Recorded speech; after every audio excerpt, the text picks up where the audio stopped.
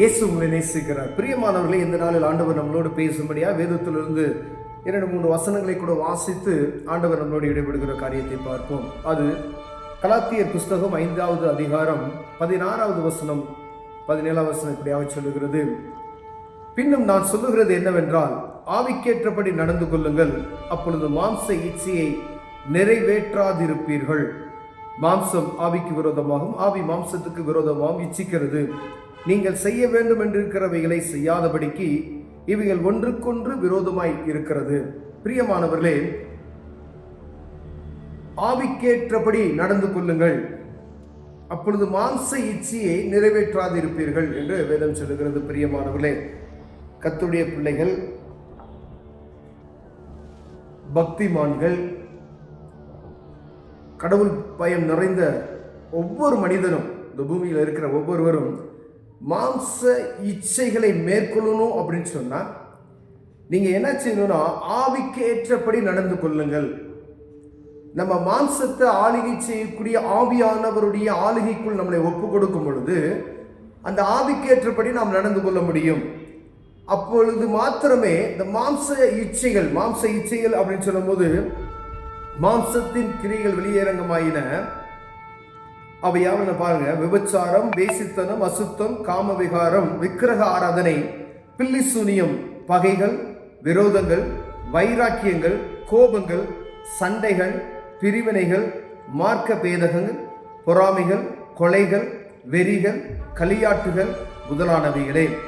இப்படிப்பட்டதான மாம்ச இச்சைகள், இது பூராமே மாம்ச இச்சைகள் என்று சொல்லப்படுகிறது. பிரியமானவர்களே, இது பூராமே இந்த மாம்சத்தை என்ன செய்யுமா, ஆளுகை செய்துவிடும் என்று சொல்லப்படுகிறது.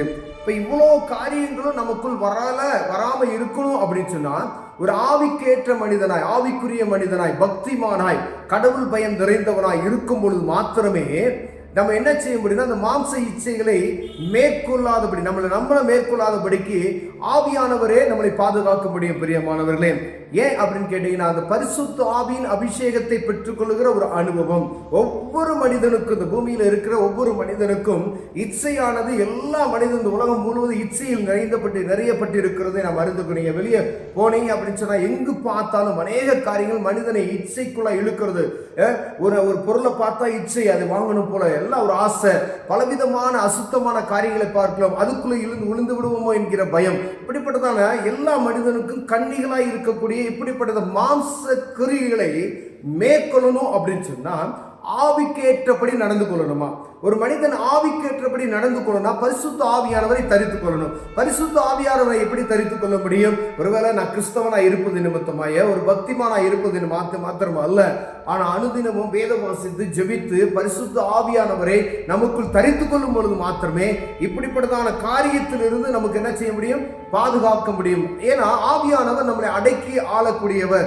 ஒரு காரியம் நமக்கு மேற்கொள்ளுகிறது, ஒரு கோபம் வருகிறது வச்சுக்கல, உதாரணத்துக்கு அந்த கோபத்தை அடக்கி ஆளுவதற்கு பரிசுத்த ஆவியா நமக்கு உதவி செய்வார். ஒருவேளை ஒரு இச்சையான காரியம் நம்ம மாம்சத்துக்கு விரோதமாய் போராடி கொண்டே இருக்கிறது அப்படின்னா அதை மேற்கொள்ளுவதற்கு, அதை கட்டுப்படுத்துவதற்கு இந்த பரிசுத்த ஆவியானவர் நமக்கு உதவி செய்வார். பிரியமானவர்களே, ஏன் அப்படின்னா மேல பாருங்க, மாம்சம் ஆவிக்கு விரோதமாகவும் ஆவி மாம்சத்துக்கு விரோதமாக இச்சிக்கிறது. ஒண்ணுக்கு ஒண்ணு நம்ம மாம்சம் அதை செய்யக்கூடாதுன்னா செய்யும், ஆனா பாருங்க நம்ம ஆவி செய்யக்கூடாதுன்னு சொல்லும், ஆனா மாம்சம் என்ன செய்யும்? அதை இச்சிக்கும். பாருங்க, ஒவ்வொரு மனிதனுக்குள்ளும் இது போற மாட்டோம்.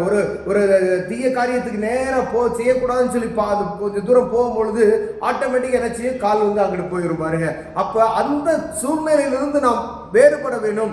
அந்த மாம்ச இச்சைக்கு நம்ம உட்படாம இருக்கணும்னு சொன்னா அந்த ஆண்டவருடைய பிரசன்னம் நமக்குள் இருக்கும் பொழுது, ஆவியானவரை தரித்துக் கொள்ளும் பொழுது அவரே நமக்கு என்ன செய்வார்? யுத்தம் செய்து அதிலிருந்து நம்ம மேற்கொள்ள செய்வார். பிரியமானவர்களே, ஒரு மனிதனுக்குள்ள ஆவியின் கிரியைகள் இருக்குமேனால் ஆவியின் கனியோ அன்பு, சந்தோஷம், சமாதானம், நீடிய பொறுமை, தயவு, நற்குணம், விசுவாசம், சாந்தம், இச்சையடக்கம், இப்படிப்பட்டவைகளுக்கு விரோதமான பிரமாணம் ஒன்றுமே இல்லையா?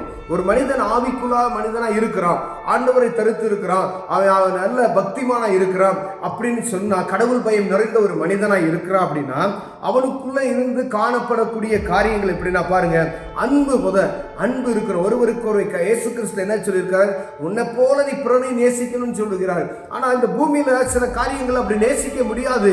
ஆனா ஆண்டவரை நீங்கள் தரித்துக் கொள்ளும் மாத்திரமே உங்களுக்கு விரோதிகளையும் நேசிக்கக்கூடிய ஒரு அன்பு நமக்கு ஆண்டவர் தருவார். பிரியமானவர்களே, அந்த சந்தோஷம், சமாதானம், நீடிய பொறுமை, தயவு, நற்குணம், விசுவாசம், இவையெல்லாம் உள்ளடக்க இச்சை அடக்கம், இவையெல்லாம் நம்ம உள்ளடக்கினா நம்ம ஆண்டவருடைய பிள்ளைகளாய் ஒரு மனிதன் அந்த நல்ல அந்த ஆவியை பெற்றவன, பரிசுத்த ஆவியின் அபிஷேகத்தை பெற்றவனாய் ஆவியில நடக்கக்கூடிய ஒரு மனிதனுக்கு இப்படிப்பட்டதான காரியம் இருக்கும் என்று வேதம் சொல்லுகிறது. பிரியமானவர்களே, ஒருவேளை நமக்கு அநேக நேரங்களில் ஒரு காரியம், ஒரு இச்சையான காரியம், மாம்சத்துக்கு விரோதமாக ஆவிக்குரியவும் போராடி கொண்டே இருக்கலாம். ஆனுக்கு ஒரே ஒரு வழி, இதை செய்யக்கூடாதுன்னு நினைப்போம் ஆனா செஞ்சிருவோம், இங்க போகக்கூடாதுன்னு நினைப்போம் ஆனா போயிடுவோம். ஆனா நம்ம ஆவி என்ன செய்யும், உற்சாகமா தான் இருக்கும். இந்த மாம்சம் என்ன செய்யறது, பலவீனமா இருக்கிறது என்று நாம் அறிந்திருக்கிறோம். பிரியமானவர்களே, அப்படின்னா தேவ சமூகத்துக்கு நம்ம நேரா போய் அவர்கிட்ட மட்டும் தான், இது டாக்டருடைய மருந்தோ, டாக்டர் கொடுக்கக்கூடிய அட்வைஸோ, நீங்க நம்ம சொல்லுவ சைக்காலஜில இதெல்லாம் செய்யறாங்க பார்த்தீங்களா, அதெல்லாம் ஒன்றும் செய்ய முடியாது. எப்படிப்பட்ட மனிதனையும் பரிசுத்தமாய் மாற்றுவதற்கு இயேசு கிறிஸ்து மாத்திரமே ஒரு மனிதனை பரிசுத்தமாய் மாற்ற முடியும். பிரியமானவர்களே, அவரே பரிசுத்த சுத்தக்கண்ணன் என்று வேதம் சொல்லுகிறது. அவருடைய பரிசுத்த, நான் பரிசுத்த ஆகையால் நீங்களும் பரிசுத்தமாய் இருங்கள் என்று வேதம் சொல்லுகிறது. பிரியமானவர்களே, பாருங்க, நான் எப்படி பரிசுத்தமா இருக்கிறனோ அதே போல நீ பரிசுத்தமா இருக்கிறோனா நீ என்ன தரிச்சு கொள்ளணும், என்ன நீ தரிச்சு கொண்டால் மாத்திரமே இப்படிப்பட்டதான காரியம் இந்த மாம்சத்துக்கு விரோதமாக இருக்கக்கூடிய காரியங்களை நீ மேற்கொள்ள முடியும் என்று ஆண்டவர் சொல்லுகிறார். பிரியமானவர்களே, ஒருவேளை மதுபானத்துக்கு அடிமைப்படுத்தப்பட்டிருக்கலாம், புகைப்பணத்துக்கு அடிமைப்படுத்தப்பட வேணா உங்க இறுதியை தோணும். ஆனா அதை முடியல, அது அப்படியே உங்க மாம்சம் என்ன செய்து மேற்கொண்டு விடுகிறது. அதுக்கு ஒரு வழி தேவ சமூகம் தான். பிரியமானவர்களே, கண்களை மூடி நீங்க தேவ சமூகத்தில் அமர்ந்து நீங்க ஜெபிக்கும் பொழுது ஆண்டவர் அதை மேற்கொள்வதற்கு கிருபை பாராட்டுவார். ஏதோ ஒரு நாள் நீங்க ஜெபித்து விட்டு அப்படியெல்லாம் சும்மா அப்படியே போயிடக்கூடாது. நீங்க தேவ சமூகத்தில் உண்டு இந்த காரியம் எனக்குள்ள வேணாம் அப்படின்னு சொல்லி ஆண்டவர் சமூகத்தில் அனுதினமும் நீங்க ஜெபிக்கும் பொழுது ஆண்டவர் அந்த அருவருப்பான காரியங்களிலிருந்து நம்ம மேற்கொள்ள வல்லமையுள்ளவராக இருக்கிறார். கண்களை மூடுவோம், ஜெபம் செய்வோம். அன்பின் தகப்பனே, ஆண்டவரே, எங்க மாம்சத்துக்கு விரோதமாய் போராடுகிற காரியங்கள் பிரியமானவர்களே, ஆண்டவரே அது எங்களுக்கு ஆண்டவரே எங்க இருதயத்துல தோன்றுகக்கூடிய அருவருப்பான காரியங்கள், ஆண்டவரே எங்க ஆவியை கெடுக்கக்கூடிய இச்சை அடக்கலாத ஒரு காரியங்கள் எல்லாம் எடுத்து போடுங்க. நாங்கள் ஜெபிக்கிறையா, நீர் அந்த பலனை எங்களுக்கு தாங்க. பரிசுத்த ஆவியானவரை எங்களை ஆளுகை செய்வீராக. ஆண்டவரே, உம்மை போல நாங்களும் பரிசுத்தமாய் வாழ எங்களுக்கு கிருபை பாராட்டுங்க. இயேசுவின் நாமத்தில் பிதாவே, ஆமென்.